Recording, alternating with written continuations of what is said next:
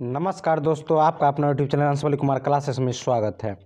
तो चलिए आज हम आप लोग को बीच लेकर आए हैं इकोनॉमी का एक्सरसाइज दूसरा जिनका नाम है राज्य एवं राष्ट्र के आय, जो कि क्लास 10 का होगा।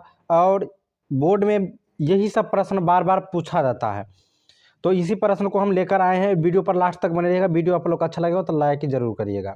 चैनल पर नए चैनल को सब्सक्राइब कर लीजिएगा और दोस्तों के बीच शेयर कर दीजिएगा, ताकि हर लोगों को इस प्रकार के प्रश्न से मिल जाए। और यह प्रश्न पूरा अपना भाषा में दिया गया है, आपको इजी से इजी तरीका से हम आपको समझाने के प्रयास करेंगे। तो पहला प्रश्न है, आय से आप क्या समझते हैं? आय से आप क्या समझते हैं? तो समाज के हर आदमी अपने परिश्रम से जो वस्तु या मुद्रा या संपत्ति अर्जित करता है उसे आय कहते हैं। यानी कि समाज में हर लोग तो काम करते हैं, परिश्रम करते हैं, और परिश्रम करने से जो वस्तु कोई इकट्ठा करते हैं, कोई मुद्रा यानी रुपया पैसा इकट्ठा करते हैं, कोई संपत्ति इकट्ठा करते हैं, गाड़ी कार बंगला जमीन ये सब खरीदते हैं, ये सब चीज़ आय का रूप में कहा जाता है। अगला प्रश्न है कि भारत में राष्ट्रीय आय की गणना किस संस्था द्वारा होती है? भारत में जो है राष्ट्रीय आय की गणना कौन संस्था कराता है, उनका नाम आपको बतलाना है। तो देश में आय के मानक को निर्धारित करने वाली संस्था direct of economics and statistics कहलाती है। ये राष्ट्रीय आय की गणना करने वाले संस्था हैं। अगला प्रश्न है, सकल घरेलू उत्पाद से आप क्या समझते हैं? सकल घरेलू उत्पाद से आप क्या समझते हैं? किसी देश की सीमा के अंदर किसी भी दी गई समय अवधि अथवा किसी दिए हुए वस्तु में वस्तुओं और सेवाओं की जो कुछ मात्रा उत्पादित की जाती है उसे सकल घरेलू आय कहलाते हैं। यानी कि कोई भी देश की सीमा के अंदर किसी भी दी गई समय में या किसी वर्ष में वस्तु और सेवाओं का जो कुछ मात्रा उत्पादित किया जाता है उसे सकल घरेलू आय कहते हैं। चलिए अगला प्रश्न पर हम चलते हैं।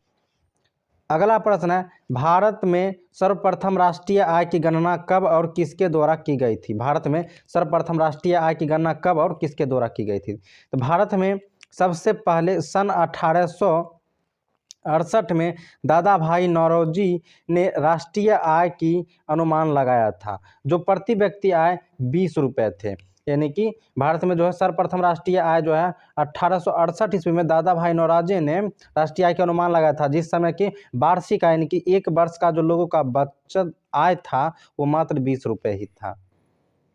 चलिए अगला प्रश्न है, प्रति व्यक्ति आय क्या है? प्रति व्यक्ति आय क्या है? तो किसी देश का राष्ट्रीय आय में उस देश की कुल जनसंख्या से भाग देने पर जो भागफल आता है उसे प्रति व्यक्ति आय कहते हैं। यानी कि देश का जो राष्ट्रीय आय है वो उस ऊपर में रहेगा और नीचे में यानी कि जनसंख्या से भाग देना पड़ेगा, और कुल जनसंख्या से भाग देने पर जो भागफल हमको प्राप्त होगा वो प्रति व्यक्ति आय कहलाता है।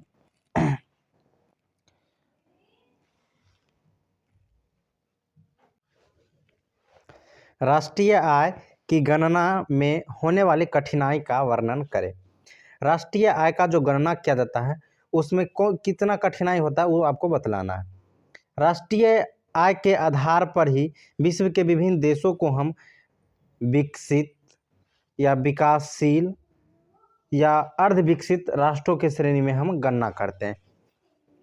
व्यवहारिक रूप से राष्ट्रीय आय की गणना करने में निम्नलिखित कठिनाई होता है। यानी कि व्यवहारिक रूप से जो कठिनाई होता है वो ये है कि आंकड़ों को एकत्रित करने में कठिनाई होता है, दोहरी गणना की संभावना रहता है, और मूल्य के मापने में कठिनाई होता है। ये सब कठिनाई जो होता है वो राष्ट्रीय आय की गणना करने में होता है।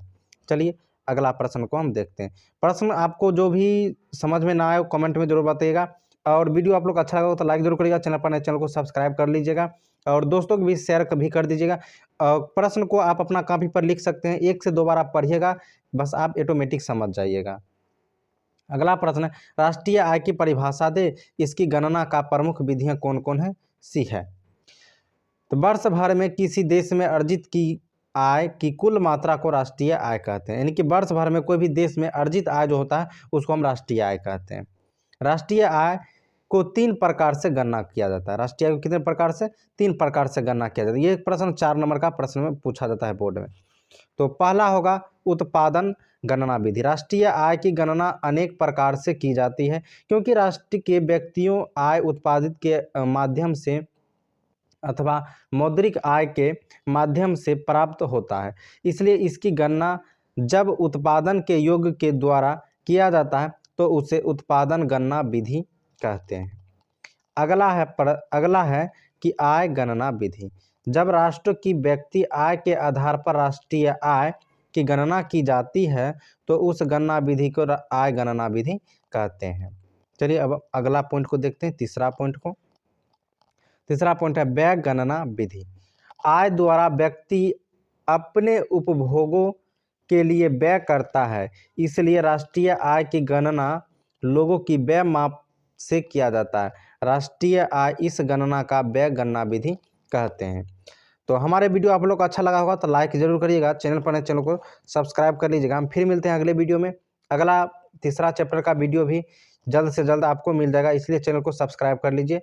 ठीक है।